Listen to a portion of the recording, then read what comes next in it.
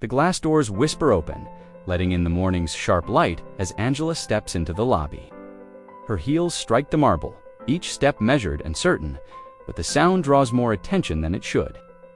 The security cameras above shift, almost imperceptibly, their red lights blinking in sync with the tension that seems to settle as soon as she enters. The air is cool, tinged with the scent of fresh coffee and something colder expectation maybe, or suspicion. Martin stands behind the counter, posture rigid, his suit immaculate, his smile stretched thin. He doesn't greet her by name. Instead, his eyes flick over her blazer, her hair, the envelope in her hand. Martin clears his throat, picking up his pen, tapping it against the counter with a rhythm that seems designed to unsettle. We'll need further verification for this transaction. His tone is polite on the surface, but there's an edge beneath it, a practiced distance. Angela's grip on her purse tightens, the leather creaking softly. She slides the deposit, slip forward, her own movements calm, deliberate.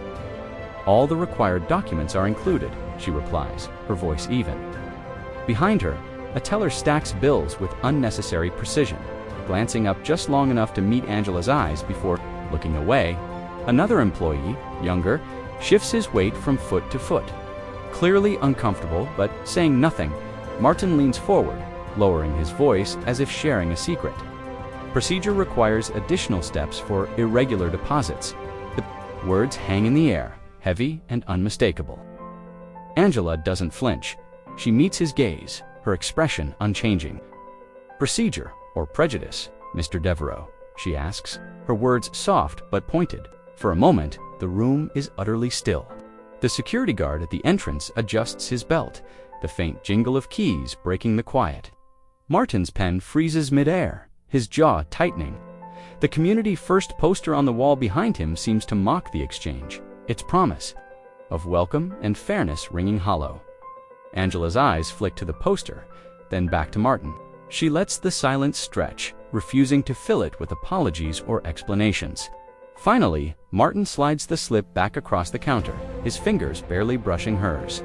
"I'm sorry, but I can't process this today." The words are final, but Angela's resolve is undiminished. She straightens, offering a smile that is all steel. "Thank you for your time." As she turns, the doors sigh shut behind her. The world outside suddenly brighter, harsher. Angela pauses on the steps, phone already in hand. Her reflection in the glass is clear and unbowed. She dials a number, her voice steady as she says, "This is Angela Whitaker. I'd like to schedule an audit." Inside, Martin adjusts his tie, unaware of the storm that's about to break, before the story continues. Please let us know from where you are watching this video. Write your city or country in the comments below. Don't forget to subscribe and hit like if you believe in stories that challenge injustice. Your engagement gives power to voices that need to be heard. The deposit slip rests between Angela and Martin, a small rectangle of paper loaded with unspoken meaning. Martin's hand hovers above it, his hesitation obvious. The air in the bank feels brittle, every movement magnified. Angela stands perfectly still, her eyes never leaving Martin's face, reading the calculation behind his forced composure. The counter between them feels more like a barrier than a service point. The polished surface reflecting their strained expressions. Martin clears his throat, the sound sharp in the quiet. Policy requires additional verification for transactions that seem unusual. His words are careful, but the implication is clear. He looks for a reaction, a sign that Angela might back down. She doesn't. Her reply is measured, her voice steady but edged with challenge. Is this about policy, or is it about prejudice? The question hangs in the space, heavier than the slip itself. Martin's jaw tightens, his pen stills midair. The security guard near the door shifts his stance, boots scraping softly against the tile. A teller nearby fumbles with a stack of bills, the paper rustling too loudly in the hush. Another staff member arranges forms, the soft thud marking the seconds as the moment stretches. Angela's hand curls around her purse strap, knuckles pale but grip unwavering. She doesn't reach for the slip, refusing to accept the rejection. Without acknowledgement, instead, she holds Martin's gaze, her silence a quiet assertion of dignity. The tension is thick, a silent standoff played out in glances and subtle gestures. The bank's gleaming surfaces reflect more than faces. They mirror the quiet struggle, the legacy of mistrust, and the cost of every broken promise. The deposit slip, left untouched, becomes a symbol of the invisible lines drawn by prejudice and fear at last. Martin slides the slip back across the counter, his tone clipped, final. Angela's eyes narrow, but her posture never wavers. The slip remains between them, a fragile bridge now burned. She offers a small, sharp smile, a warning, as much as a farewell. Turning away, she leaves the slip behind, the doors closing softly in her wake. The room is left charged, the promise of change lingering in the air, heavy and undeniable. Angela's steps are measured as she moves toward the exit, her expression unreadable. The deposit slip sits abandoned on the counter, a silent accusation. Neither of them will touch again. Martin's fingers drum a restless pattern against the wood, his eyes fixed on the glass doors, as if searching for an escape. The security guard shifts his weight, glancing at Martin, then at Angela, uncertainty flickering in his posture. Angela pauses just before the doors, turning back with a small, razored smile. "Thank you for your time," she says, her voice soft but final. The words settle in the air, heavier than any argument. Martin straightens his tie, trying to recover composure, but his jaw clenches and his gaze drops to the floor. The teller, who had been stacking bills, stops, hands hovering. Above the cash, her breath caught in her chest. Another staff member, halfway through organizing a drawer, closes it with a quiet click, the sound oddly loud in the hushed dot outside. Sunlight glances off the bank's logo, casting a harsh glare through the glass. Angela stands for a moment, phone in hand, her reflection sharp and unyielding.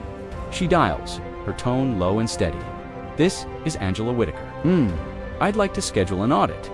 The words are calm, but there's a current of resolve running beneath them, a promise that what happened inside won't go unnoticed.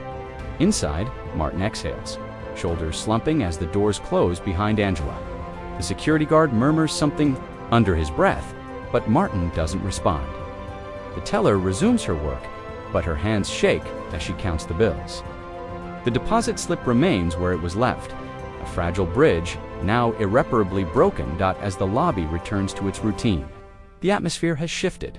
Angela's quiet defiance lingers, a warning and a challenge. The bank's polished surfaces reflect more than just faces. They reveal the cracks in a system built on exclusion, and the first tremors of change that now ripple beneath its glossy exterior. Angela stands just outside the bank, the glass doors closing with a gentle thud behind her. She doesn't hesitate. Her phone is already in hand, thumb steady as she dials. The city's noise hums in the background, but her focus is absolute. The call connects, and her voice is low, but unmistakably clear. "This is Angela Whitaker. I'd like to schedule an audit for Sterling National." "Yes, immediately." She listens, her eyes fixed on her own reflection in the glass. The determination in her posture mirrored back at her dot inside. Martin straightens his jacket, oblivious to the storm gathering, just beyond the doors. He glances at his reflection in a framed Employee of the Month plaque, smoothing his hair, forcing a smile that doesn't quite reach his eyes. The security guard leans against the wall, watching Martin with a look that's part curiosity, part concern. A teller whispers to a colleague, "Did you see her face? She's not letting this go." The colleague nods, lips pressed thin, returning to her paperwork with a new tension in her shoulders. Angela's conversation is brief. "Business. I have documentation. I have witnesses. I'll be in touch with the compliance office as well." She ends the call, exhaling slowly, letting the weight of the moment settle.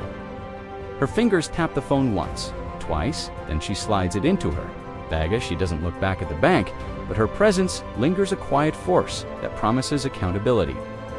Martin, still inside, finally notices the deposit slip left on the counter. He picks it up, frowning, then tosses it into a bin marked pending. The gesture is careless, but his hand shakes just enough for the teller to notice. She watches him, then glances at the security guard, who offers a slow, knowing nod. Angela walks away, shoulders squared, the city's rhythm folding around her. The bank's routine resumes, but something fundamental has shifted. The audit is coming, and with it, a reckoning that no one inside those walls can ignore. The security camera above the teller line records every detail with unwavering clarity. Angela's steady walkout, Martin's exhale of relief, the deposit, slip tossed into a bin labeled pending nothing escapes its gaze.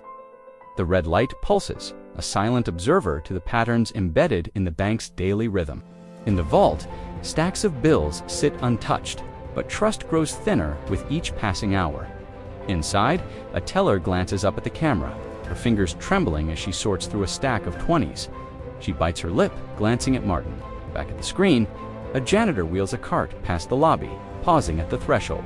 He leans on the handle, eyes narrowing as he senses the tension that lingers long after Angela's departure. The polished floor reflects the overhead lights, but also the unease that now stains the air. Martin stands behind the counter, trying to regain his composure. He straightens a stack of forms, but his hands are unsteady. The security guard crosses his arms, watching the camera for a moment before turning away, his jaw set. The teller resumes, counting her movements, more deliberate now, as if aware that every gesture is being recorded and might one day be replayed outside. Angela's reflection flickers on the glass as she moves down the sidewalk, her presence a quiet challenge to the status quo. The camera's unblinking eye doesn't just capture transactions, documents the slow unraveling of injustice, the subtle shifts in power, the cracks forming in a system long built on exclusion. The bank's routine resumes, but beneath the surface, something fundamental has shifted. The evidence is there, waiting. As the institution's own machinery quietly records the first tremors of change, the yellowed resignation letter rests on Angela's desk. Its edges curled and ink faded, yet the words remain sharp with pain. Latina teller's voice echoes in Angela's mind. I couldn't stay silent anymore. The letter spills frustration and exhaustion, a quiet scream against walls that ignored her pleas. Angela traces the tear stains, imagining the weight of that final day. The courage it took to walk away. The bank's archives had hidden this letter, tucked away like a secret too dangerous to surface. But now, it fuels Angela's determination. She reads the lines again, each sentence a testament to the cost of silence and the price of invisibility. Around her, the hum of the office fades, replaced by the heavy stillness of history demanding reckoning. Outside the window, the city moves on, unaware of the battles fought in these quiet spaces. Angela's fingers tighten around the letter, her resolve hardening. This is more than a document. It's a symbol of countless voices, stifled by routine and prejudice. She knows the fight ahead won't be easy, but the letter's ink-stained regret is a call to action she cannot ignore. The scene shifts to a flashback, the teller's weary eyes, the slow erosion of hope the moment she decided to leave. Angela watches the memory unfold, her heart heavy but her spirit unbroken. The letter's words linger, a reminder that change begins with those brave enough to say, enough. As Angela folds the letter carefully, she places it in her briefcase alongside other evidence. The weight of the past presses down, but it also propels her forward. The resignation letter is no longer forgotten, the reckoning. The memory plays out in Angela's mind, vivid as a fresh bruise. Darius Cole sits across from a banker, hope flickering in his eyes as he slides paperwork forward. The banker's smile is practiced, polite, but never reaches his eyes. We regret to inform you, Mr. Cole, your application doesn't meet our current lending criteria. The words are smooth, rehearsed, but Darius hears the finality behind them. Darius's fingers curl around the denial letter, knuckles whitening. He nods once, jaw tight, refusing to let disappointment show. The banker glances at the clock, eager to move on. Darius stands, folding the letter with slow precision. Thank you for your time, he says, voice steady, but his eyes are clouded with something heavier than frustration. The receptionist avoids his gaze as he passes, her hands busy with a stack of forms she pretends to organize. Angela, reviewing security footage years later, watches Darius's shoulders slump as he exits. The camera captures the moment, a man, leaving with less than he arrived, dignity intact, but dreams deferred. She pauses the video, studying the frame Darius's back, the banker's indifferent expression, the silent witness of a system designed to deny. In the present, Angela adds, Darius's file to her growing stack of evidence. His story isn't unique, just another folder in the rejected drawer. another life rerouted by invisible barriers. She recalls his quiet fury, the way he never raised his voice, never begged for what should have been his by right. The injustice is routine, but the pain is personal. Angela closes the file, her resolve deepening. Each denial, each polite dismissal, is another thread in the tapestry of exclusion she's determined to unravel. Darius's silent fury becomes her own, fueling her commitment to expose the truth buried in those stacks of paper and polite refusals. The office trash bin is overflowing, strips of paper spilling out onto the tile remnants of complaints, grievances, and desperate pleas for fairness, all reduced to pale confetti. Angela stands by, gloved hands methodically sifting through the shredded mess. She lifts a scrap, the word discrimination barely legible, then another, unfair. Each piece is a fragment of someone's story, a warning that was never meant to be heard. The fluorescent lights above flicker, casting sharp shadows across her determined face. A janitor pauses. Mop in hand, eyes darting between Angela and the humming shredder. He hesitates, then gives a small nod toward the machine, his voice barely above a whisper. They do this every Friday. The fatigue in his tone is unmistakably resignation born from witnessing too much and changing too little. Angela meets his gaze, her own resolve hardening. "Thank you," she says quietly, the words carrying more weight than the shredded pile at her feet. The steady hum of the office fades into the background, replaced by the sharp rustle of paper and the slow, deliberate movements of Angela's hands. Each torn fragment she recovers tells us story warnings ignored, truths buried, lives quietly rerouted by a system designed to erase dissent. Nearby, a colleague glances up from her computer, eyes lingering on Angela for a heartbeat before darting away. She types with unnecessary force, her discomfort obvious in the way her shoulders tense. Angela's breath is slow and even, her focus unwavering as she begins to piece together the damning mosaic. The atmosphere is thick with unspoken fear, the knowledge that the institution protects itself not by answering complaints, but by erasing them. The shredder's blades are silent now, but their work echoes in the stillness, a reminder of how icily voices are silenced. Angela straightens, hands full of evidence, her voice is low, firm, cutting through the quiet. They thought no one would check. They were wrong. The scene closes on her determined expression. The shredded papers a testament to the battles fought in Shadowsand. The fight that is just beginning. The kitchen is quiet. Sunlight spilling across the table where Angela sits, stacks of files, and a battered laptop spread before her. Her partner, Camille, pours coffee into 2 mugs, the gentle clink of ceramic grounding the room. Camille slides a mug toward Angela, her audit badge glinting beside the paperwork. "You've got the power to burn it all down," Camille says, voice soft but edged with urgency. Angela doesn't look up at first. She traces the gold seal on her MBA diploma, the reflection catching in her eyes. The weight of responsibility presses against her SESTA burden and a privilege. "Not burn," she murmurs, fingers tightening. Around the mug, rebuild. Camille sits elbows on the table, studying Angela with a mixture of pride and worry. "You're the only one who can do this right. They'll listen to you if you make them." Angela exhales, scrolling through. Emails on her laptop, each message a thread in the tangled web she's determined to unravel. Camille reaches across, touching Angela's hand, grounding her. "You're not alone in this. Whatever happens, I'm here." The words settle in the air, a promise and a challenge. Angela nods, her resolve sharpening. She glances at the growing pile of evidence, then back at Camille. "It's bigger than just me. It always was."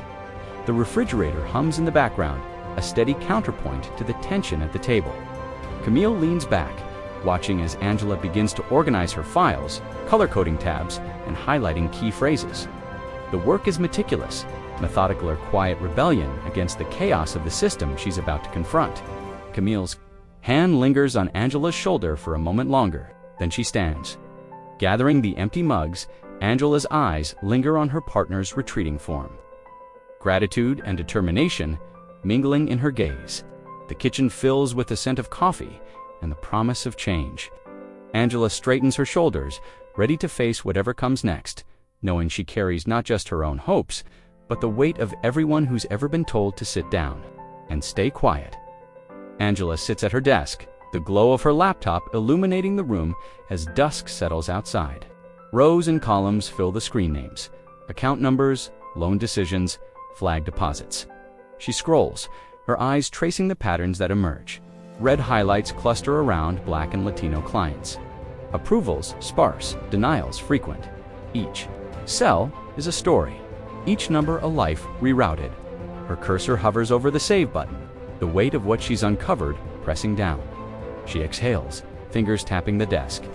Camille enters quietly, setting a plate of food beside her. "You've been at this for hours," Camille says, concerned with softening her voice. Angela nods, not looking away from the spreadsheet. It's all here, the proof. They can't hide behind excuses anymore. She clicks through tabs, revealing charts that spike in all the wrong places. Look at this, every time the applicant's address is in a certain neighborhood, the odds drop. It's not random. Camille leans over her shoulder, eyes widening.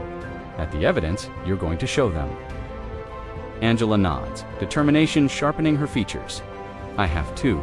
This isn't just numbers, it's people, it's families. They deserve better. She highlights a Rodarius Cole's name stands out, the denial date circled in red. The memory of his disappointment flashes across her mind. A notification pings an email from a former teller. Subject line, "You're not alone." Angela's breath catches hope flickering. She glances at Camille, who squeezes her shoulder. "You're doing the right thing." Angela's voice is quiet but resolute. It's time to make this count. She saves the file, the click echoing. In the stillness, the spreadsheet isn't just data, it's a map of injustice, a blueprint for accountability. Angela closes her laptop, resolve burning in her chest. The numbers don't lie, and neither will she. Tomorrow, the truth will be impossible to ignore.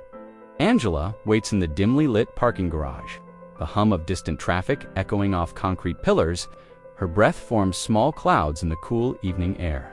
Headlights sweep across the space, briefly illuminating a figure who approaches with cautious steps. It's Maribel, a former teller, eyes darting, hands buried deep in her jacket pockets. She glances over her shoulder before stopping a few feet from Angela. Maribel's voice is barely above a whisper. They thought no one would notice the pattern, they thought nobody cared. She pulls a small USB drive from her pocket, fingers trembling as she passes it to Angela. Everything's on here, emails, flagged accounts, the stuff they told us to keep quiet about. Angela accepts it, her grip steady, her expression unreadable. A car door slams in the distance, and Maribel flinches, clutching her bag tighter. Angela's tone is firm, reassuring. You're doing the right thing. This matters. Maribel nods, tears glinting in her eyes. I couldn't keep watching it happen. They always said it was just the way things worked. Angela shakes her head, voice low but resolute.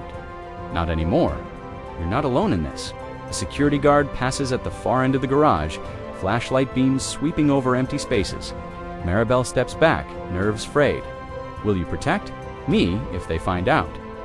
Angela meets her gaze, promise clear in her eyes.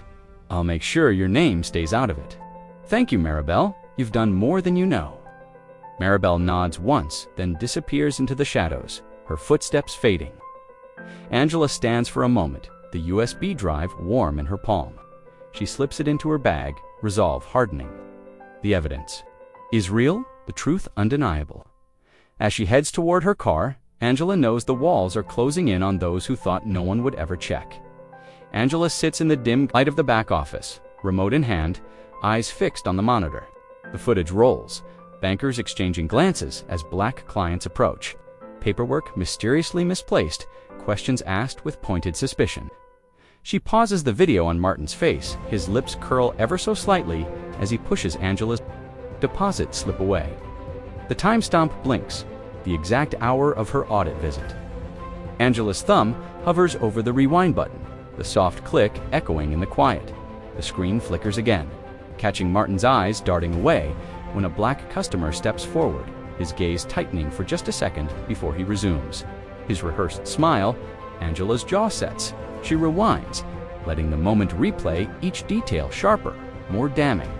The images loop a silent accusation that needs no words. Across the room, a teller glances toward the screen, her posture tense. She folds a stack of forms, the paper crinkling too loudly in the hush. Her eyes meet Angela's for a fleeting moment, guilt and fear mingling in her expression.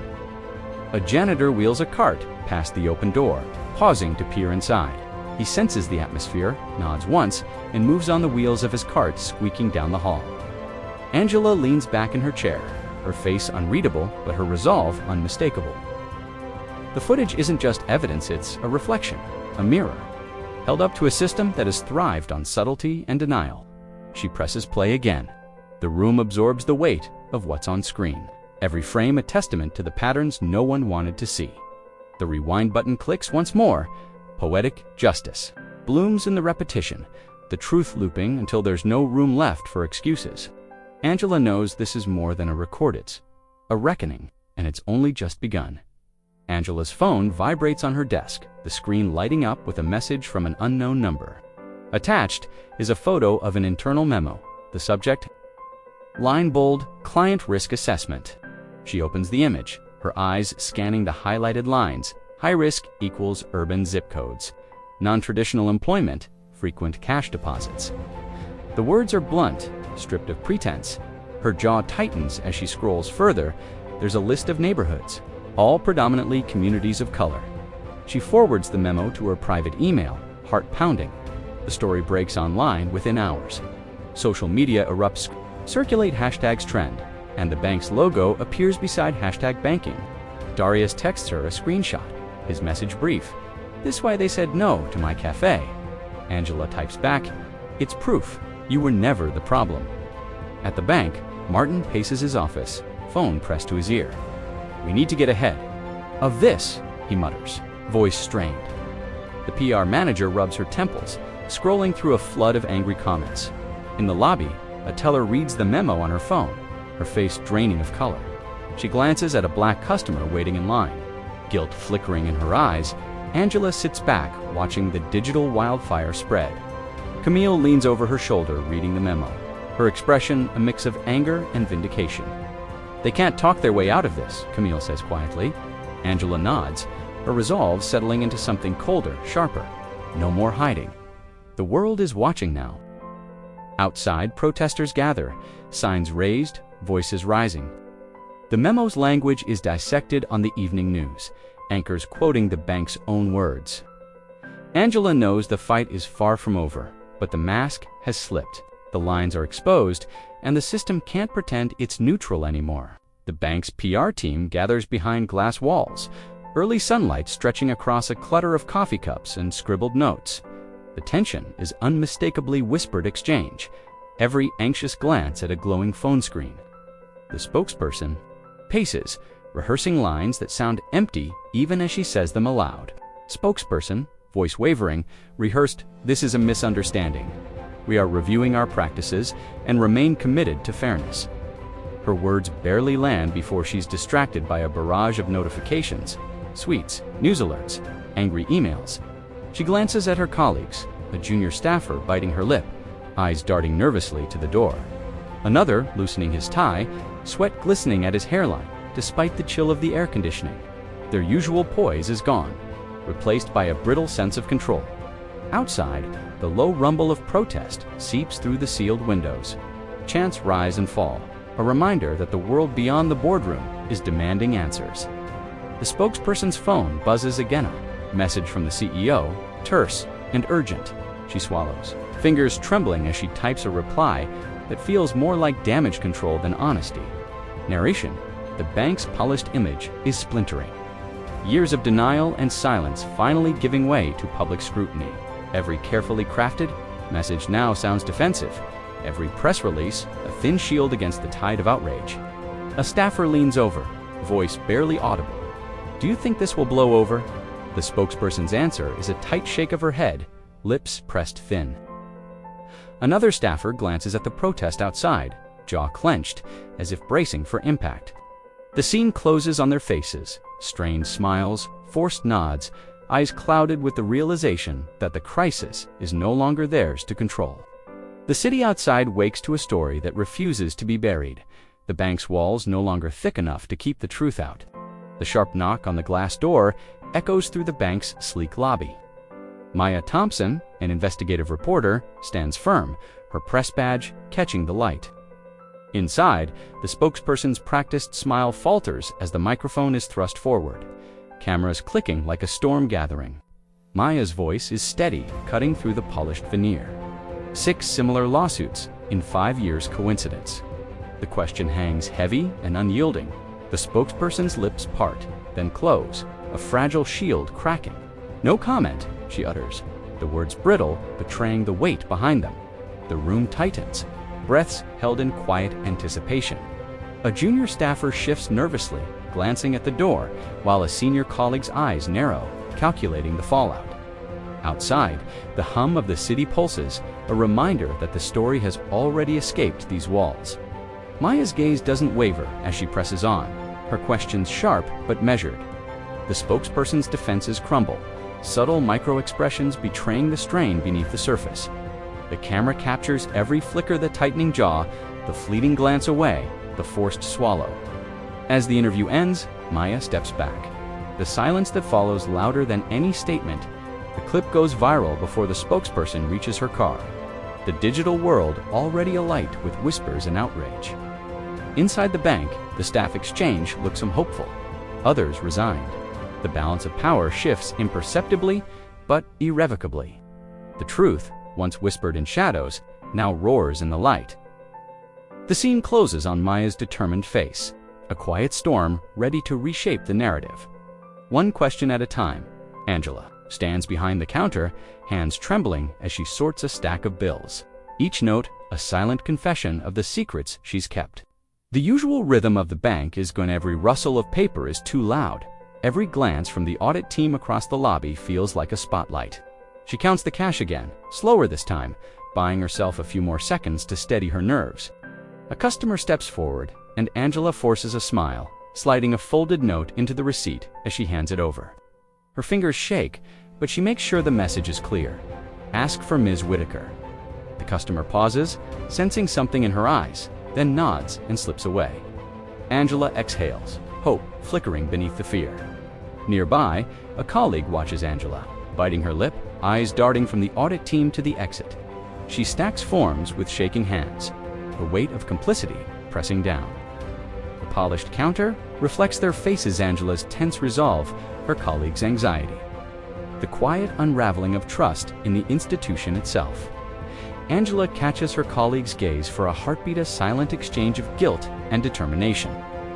The colleague nods, a small gesture of solidarity, in a place where speaking up feels dangerous. Across the room, the audit team reviews documents, their presence a quiet storm, promising that the days of looking away are numbered. The scene closes on Angela's steadying breath, the soft shuffle of bills, and the unspoken promise that the truth will rise, slow but unstoppable. The bank's routine is broken, and in its place, a new current of courage and accountability begins to flow. Angela snaps her briefcase shut with a crisp, final click, a sound that cuts through the quiet like a promise. Inside, every layer is meticulously arranged. Resignation letters, spreadsheets marked in red, security footage on labeled drives. Her auditor's badge gleams against the dark lapel of her blazer, a symbol not just of her authority, but of the persistence that brought her here.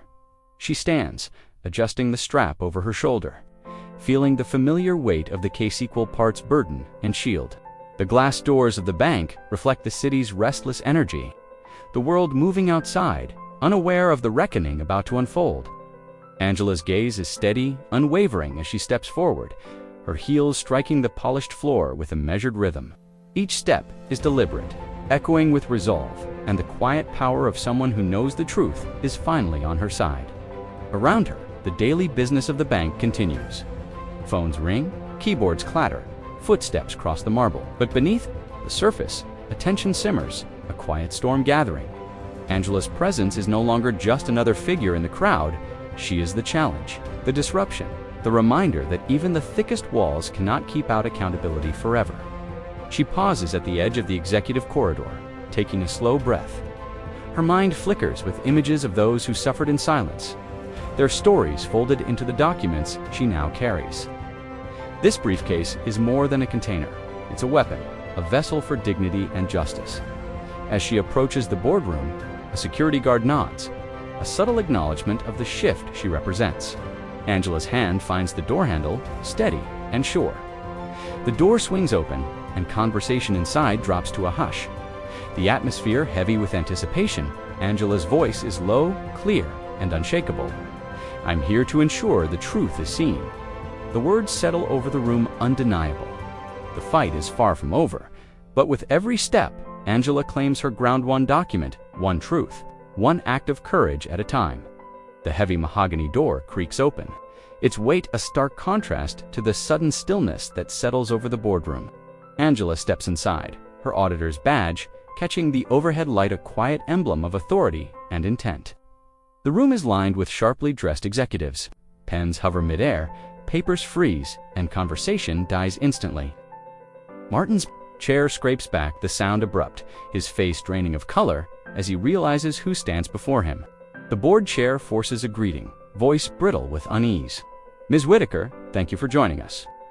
Angela's files land on the polished table with a deliberate thud, the sound echoing in the suffocating quiet. Eyes flicker to the stacks of evidence, the documents promising to unravel years of careful denial. Martin's hands tremble as he adjusts his tie, the confident mask slipping, his posture shrinking by degrees. Angela surveys the room, her gaze steady, unwavering. The air thickens with unspoken accusations, the weight of truth pressing down on every suit and tie. A junior executive lowers his gaze, fiddling with a pen cap. A senior board member shifts in her seat, lips pressed tight, knuckles white against the arms of her chair. The silence is loaded, the moment suspended between denial and reckoning. Angela's voice is calm, unhurried. "I'm here to ensure the truth is seen." The words slice through the tension, undeniable and final. The boardroom holds its collective breath, every subtle glance and tightened jaw telling a story of power beginning to crumble. Martin's eyes dart to the door, as if searching for an exit that no longer exists. The boardroom door closes behind Angela with a definitive click, sealing the fate of the old order. The first cracks have appeared in the system's polished veneer, and the fight for accountability has begun, not with shouting, but with the quiet certainty of someone who knows the truth is finally on her side. The room is dim, the glow of Angela's laptop casting sharp shadows on the faces around the boardroom table. The spreadsheet fills the screen rows of data, red highlights marking denied loans clustered in neighborhoods defined by color and class. Angela's pointer taps the screen with quiet authority, each clicking a pulse in the stillness. Martin's knuckles whiten as he grips his pen, the gold finish dulled by sweat. His eyes flicker nervously between the screen and the board members, who shift uneasily in their seats. The air is thick with unspoken truths, the weight of evidence pressing down like a silent verdict. Angela's voice cuts through the tension, calm but unyielding. "These numbers don't lie. Patterns emerge where excuses once stood. Denials disproportionately affect Black and Latino clients. This isn't coincidence, it's systemic."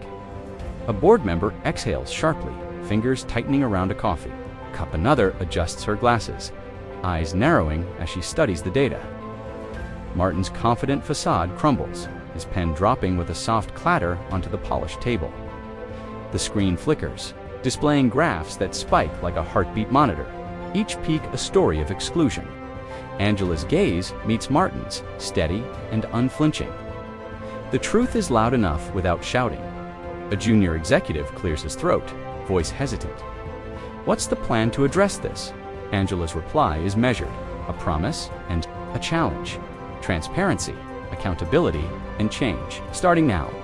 The room holds its breath, the first cracks in the system's armor widening. The spreadsheet isn't just data tits a reckoning, a call to dismantle the walls built on bias and silence. The boardroom's heavy curtains flutter slightly, a breeze carrying the weight of inevitability. Outside, the city moves on, unaware that inside these walls, history is being rewritten one number at a time. The polished gold pen slips from Martin's fingers, clattering against the boardroom table with a hollow echo. His notes blur beneath, his damp palm, sweat beading at his brow and smudging the ink. He reaches for his water glass, knocking it just enough to send a ripple through the surface, but not enough to spill. The room watches, breaths caught in throats. As the image of control he's worn for years begins to fracture, Martin's hands tremble, fingers twitching as he tries to gather his scattered thoughts. His eyes flicker to Angela, who sits composed, gaze unwavering, every inch of her presence a quiet challenge. The board members exchange uneasy glances, the shift in power unmistakable. The weight of the evidence presses down, and Martin's usual defenses his practiced smile. His steady voice begins to fail him. A senior board member clears her throat, the sound sharp in the tense air. Martin attempts a smile, but it falters, the corners of his mouth barely lifting before falling again. His pen, once a symbol of his authority, now lies abandoned on the tabula weapon, rendered useless.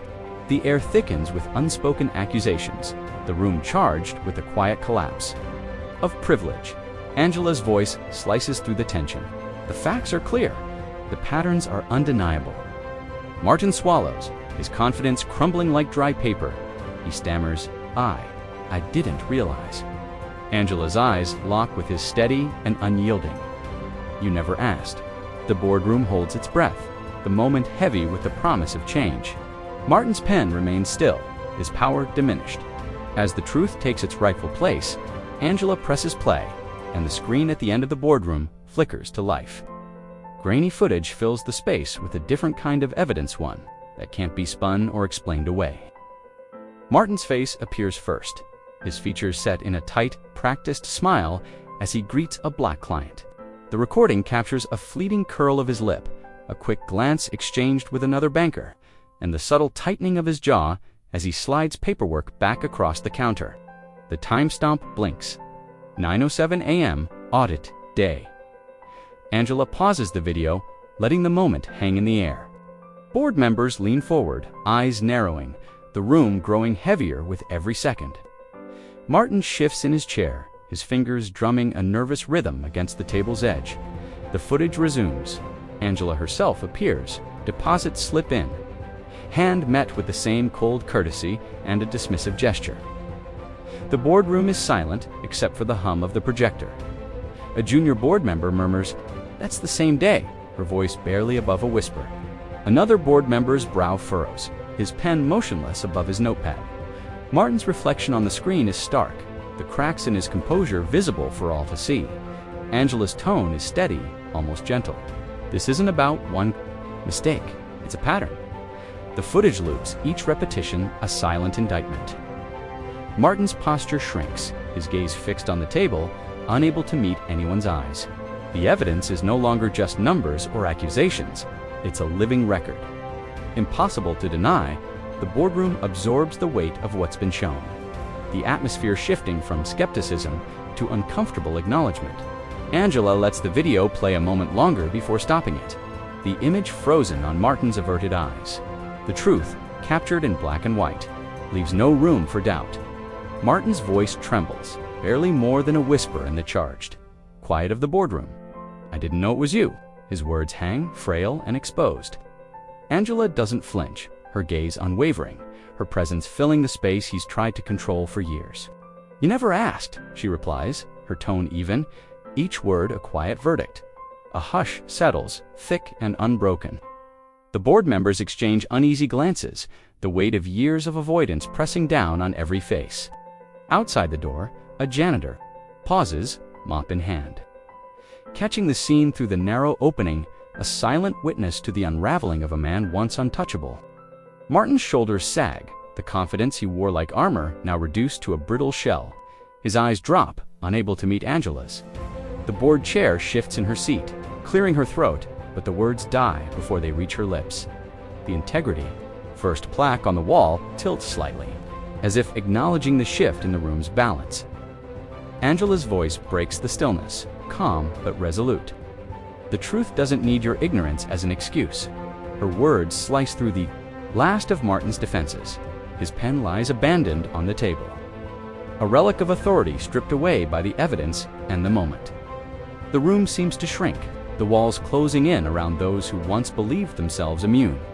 The old order crumbles, not with a shout, but with the quiet collapse of denial and the undeniable presence of justice.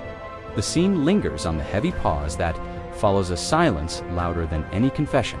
The fight for what's right is far from over, but in this moment, a victory is claimed, not in triumph, but in the dignity of truth finally spoken, and the first cracks in a fortress of denial. The room is thick with tension as the board chair calls for the vote. Hands rise slowly, some hesitant, others resolute. The sound of fingers brushing against polished wood fills the quiet. Martin's face tightens, his usual confidence slipping like sand through clenched fists. Hand trembles before joining the others.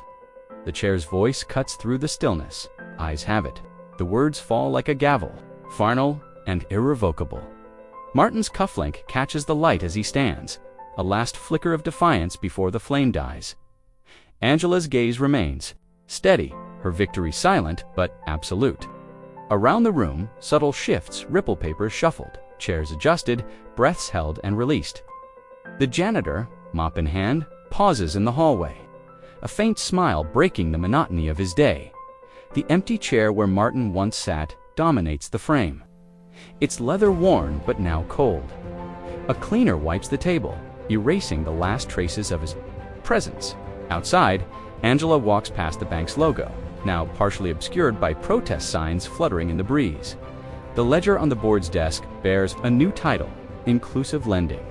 A teller adjusts her name tag, Jenna Lee, loan officer, and greets a black entrepreneur with a genuine smile. The system resets, one honest line at a time. The door clicks shut behind Angela, sealing the end of an era and the beginning of a new chapter. The walls may still hold echoes of the past, but the future is being written in quiet, determined strokes. Angela's auditor badge rests beside Martin's Employee of the Month plaque on the polished boardroom table.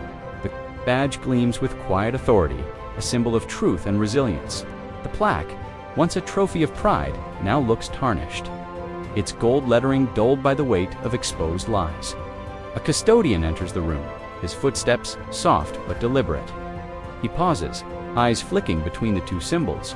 With a slow, purposeful motion, he lifts the plaque and replaces it with a dustpan, the clang echoing like a bell toll in the hushed room. The gesture is small but profound, a silent reckoning. A shift in power, Angela watches, her expression unreadable but resolute. Around her, the board members exchange glances, the atmosphere thick with the unspoken acknowledgement of change. The room feels lighter, the old order crumbling beneath the weight of truth. Martin stands at the edge of the room, his face pale, shoulders slumped. The badge and the plaque are more than objects. They are emblems of a battle won and a legacy undone. Angela's quiet strength fills the space, a reminder that dignity and justice endure beyond titles and trophies. The scene closes on the empty spot where the plaque once stood, the dustpan resting nearby, a symbol of cleansing and renewal. Outside, the city moves on. Unaware of the quiet revolution unfolding within these walls, Angela's heels click sharply against the marble floor, each step a measured echo in the quiet corridor. The polished surface reflects her determined stride, a rhythm of power and purpose. Behind her, the boardroom door closes with a definitive click, sealing the fate of the old guard. Martin lingers in the shadows, his reflection distorted in the glass walls, his shoulders slump, the weight of exposure pressing down. The confident mask he wore has shattered, replaced by a fragile silence. He adjusts his tie, but the gesture is hollow, a final attempt to reclaim control slipping through his fingers.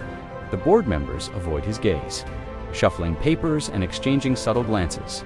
The air is thick with unspoken systems cracks are widening, and the old order is fading.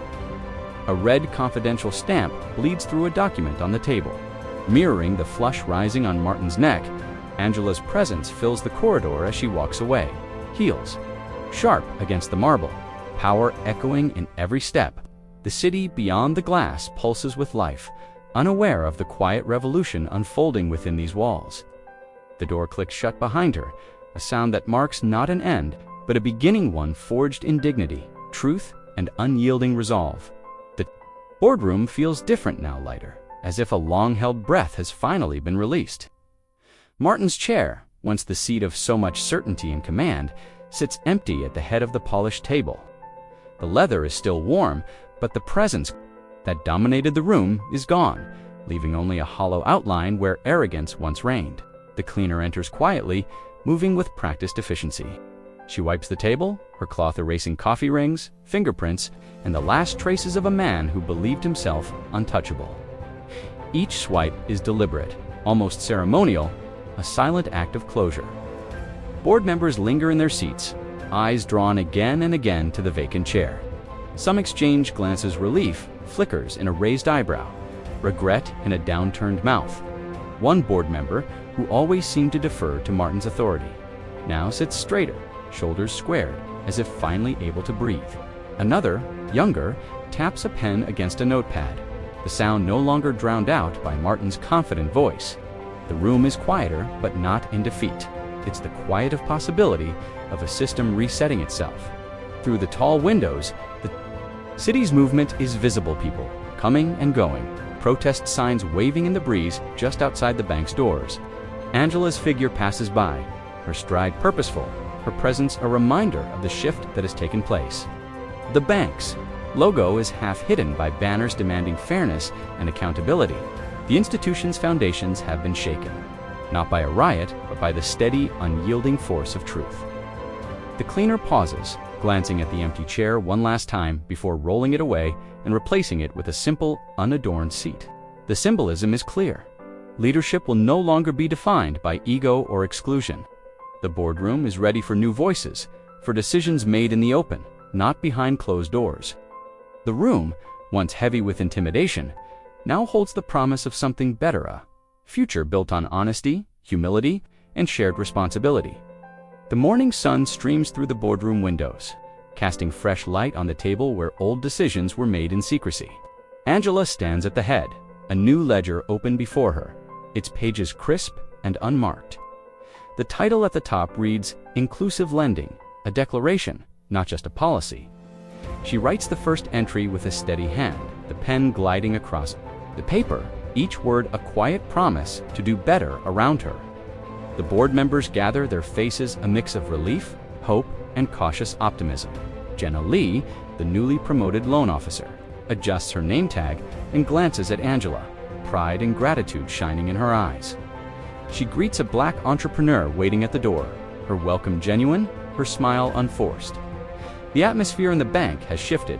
The old tension has been replaced by a sense of possibility, of doors finally opening that were once kept firmly shut. Angela reviews the new guidelines with the team, her tone clear and inclusive. "We are here to serve everyone, fairly and transparently. Every application deserves respect. Every voice matters." The staff listens, some nodding, others scribbling notes, all aware that the rules have changed, not just on paper, but in spirit. The days of hidden quotas and silent exclusions are over. The new ledger is not just a record, it's a blueprint for a different future outside. Martin stands at the curb, hailing a taxi. He watches through the glass as the bank's daily rhythm continues without him, his former colleagues walking past without a second glance. The world he once controlled has moved on, and the institution he shaped is being redefined one honest line at a time. Angela closes the ledger for now, knowing it will fill with stories of opportunity and justice. The boardroom, once a fortress of power, now feels open, ready for voices that were never heard before.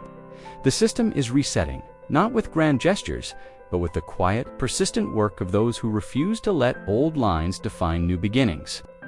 The bank lobby, once a place of quiet tension and wary glances, now hums with a different energy. The old portraits of past executives have been replaced by vibrant posters celebrating diversity and community. Sunlight pours through the tall windows, illuminating a counter staffed by a team that finally reflects the city outside.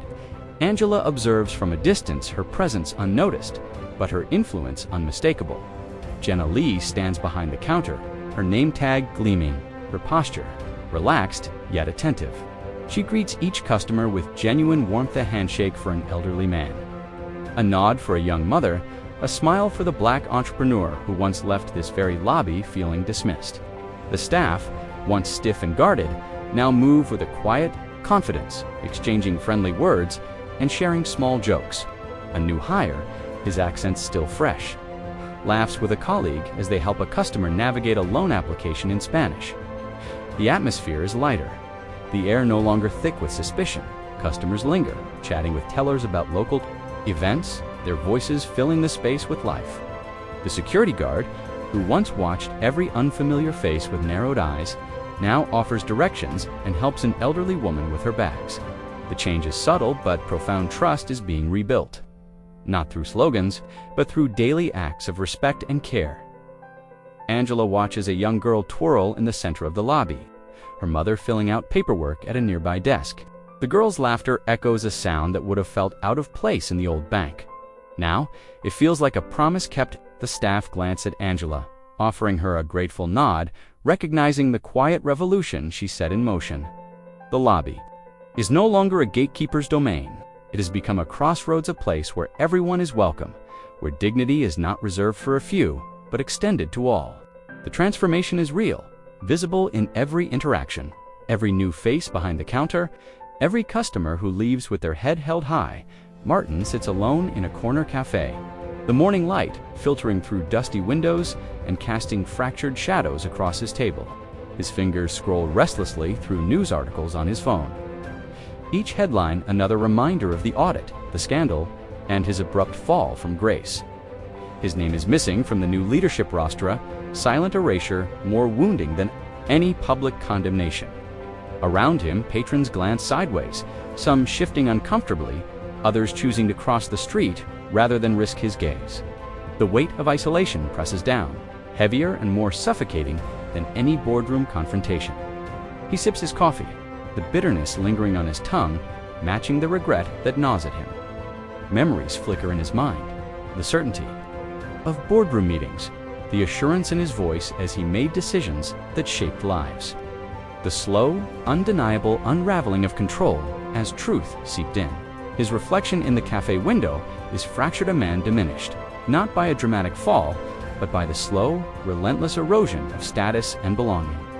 The world outside pulses with life, a city that has moved on, indifferent to the absence of a man who once wielded power with ease. A barista approaches, hesitating before offering a tentative smile, a small act of kindness that feels almost foreign.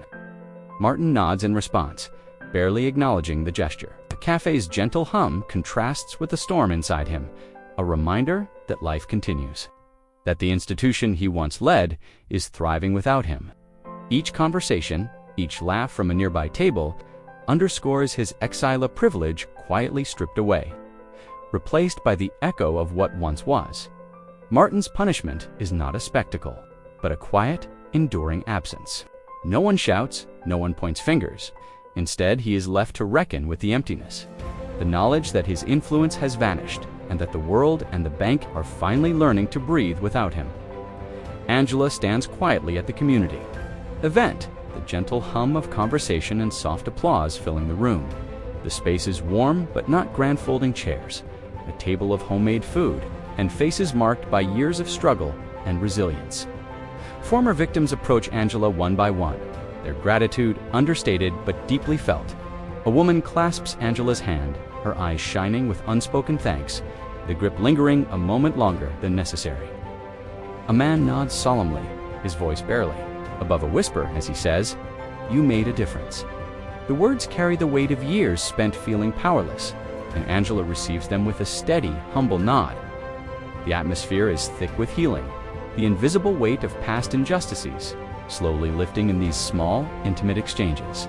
Angela's expression is calm, her eyes reflecting the stories she carries, stories of exclusion, quiet endurance, and now the first signs of justice. Each handshake, each nod, is a silent acknowledgement of battles fought and one of dignity, restored not through grand gestures, but through persistent collective effort. Nearby, a young mother watches her child clutching a small drawing, crayon lines forming a figure with a briefcase and a bright smile. Inspired by Angela's courage, the child's laughter bubbles up, a bright contrast to the room's quiet reverence. Angela catches the mother's eye, sharing a smile that speaks of hope and the possibility of a future where such gatherings are no longer necessary. The event is not loud or flashy. It is a gathering of souls bound by shared struggle and quiet triumph. Angela's presence is a beacon, a living reminder that change often arrives in whispers, in the soft exchange of thanks, in the healing that follows the storm. The room is filled with a sense of solidarity, a collective strength that grows with every small gesture of gratitude. As the evening wanes, Angela steps outside, the cool air wrapping around her like a cloak. She breathes deeply, the city lights twinkling ahead, the gratitude she received lingering in her chest.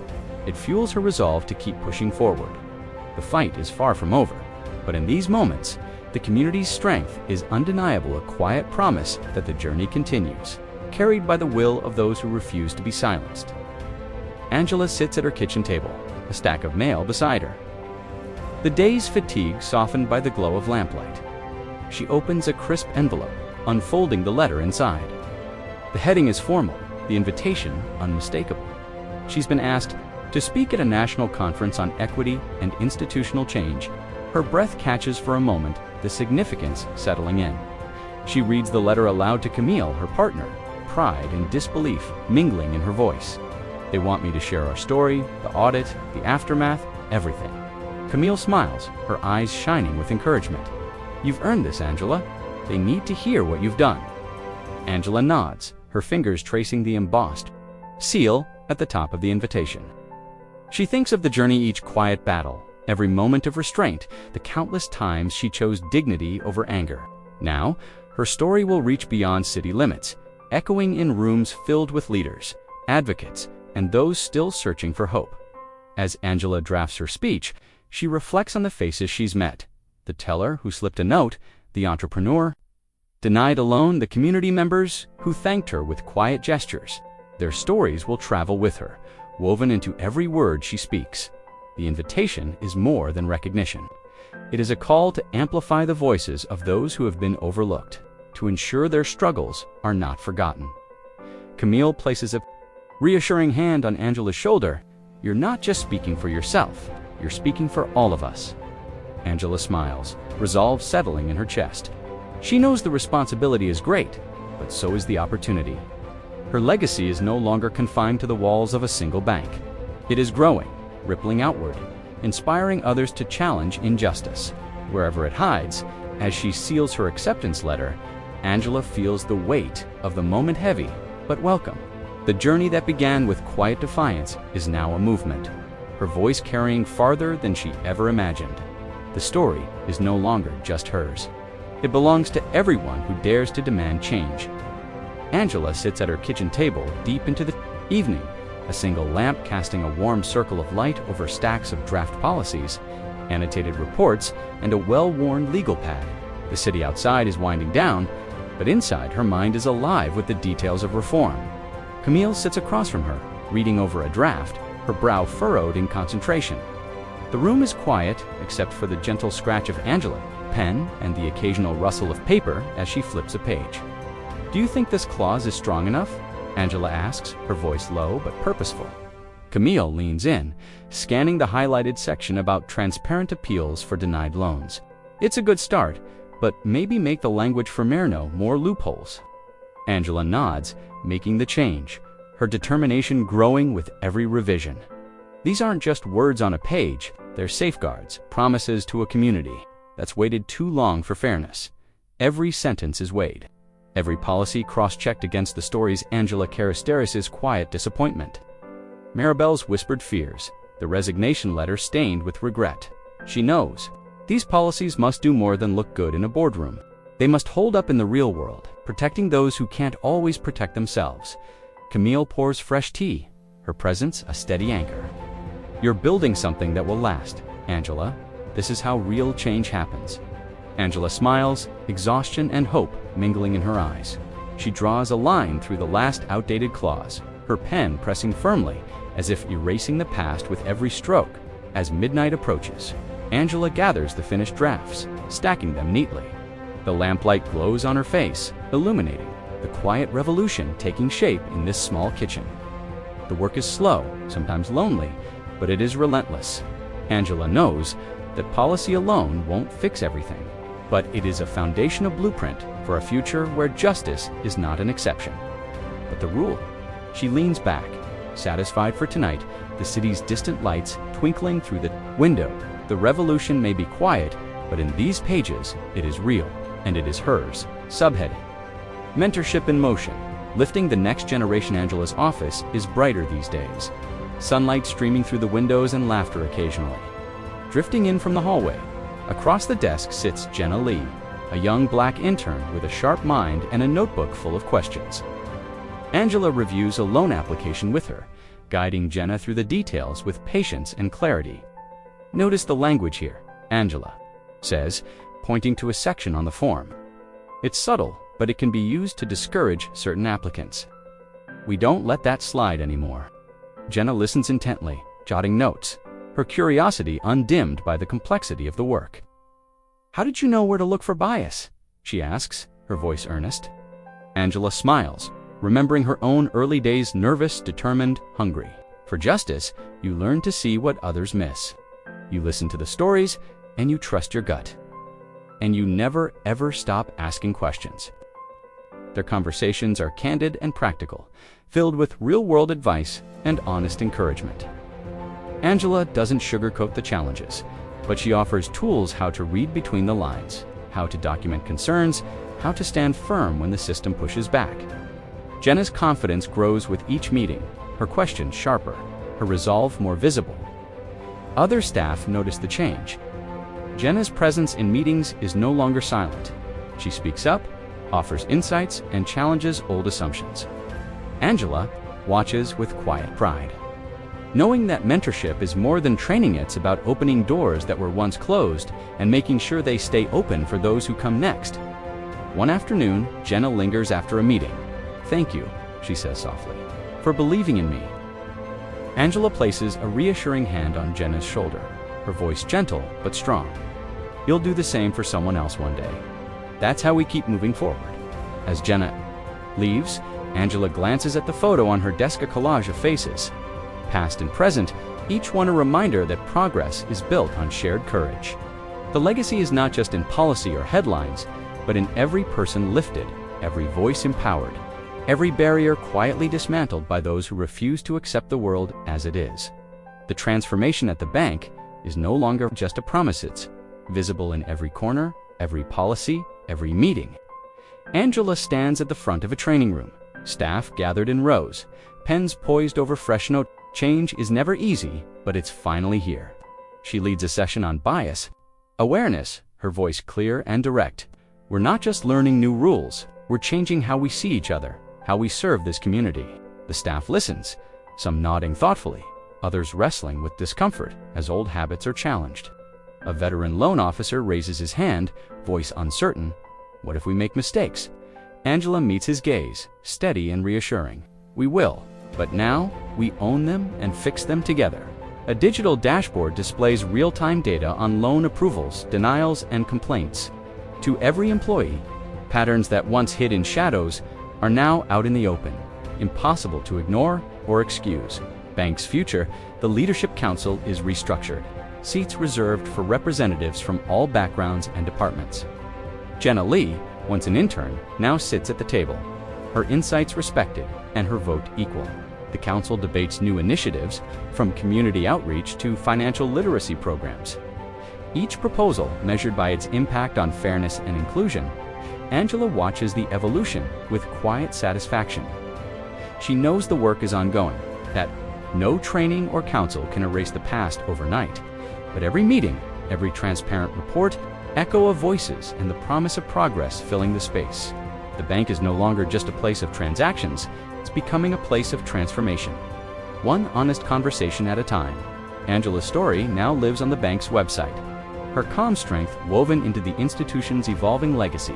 The lobby, once a space marked by tension and wary glances, now buzzes with genuine smiles and open conversations. There is a new lightness in the air, a sense that the walls themselves remember what they once held and what they now release. Clients are greeted not with suspicion, but with warmth. Every interaction shaped by the lessons hard-won through years of struggle and quiet courage. In a rare, quiet moment, Angela sits in her office. The city's hum muffled by thick glass, she lets her mind drift back. The boardroom confrontations, the stacks of evidence, the trembling hands of tellers who finally found their voice. She recalls the faces of those who once walked away in defeat and the slow, patient work of turning policy into practice. Her inner voice is gentle but firm. Change doesn't roar. It checks the numbers, asks the questions, and waits for the world to catch up.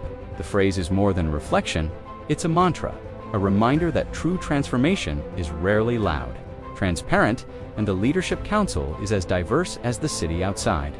Jenna Lee, once an intern, now a respected loan officer, greets clients with a sincerity that sets the tone for everyone around her. The system is resetting, not through grand gestures, but through steady, determined steps that accumulate into something lasting. Outside, the city moves forward. Most people unaware of the quiet revolution that has taken place within these walls. Angela's legacy is no longer just her own. It belongs to everyone who dares to demand fairness and dignity in the places where it once seemed impossible. The last word is not a shout, not a headline, but a promise change that counts. Change that lasts, and a future shaped by those who refuse to let injustice go unchallenged.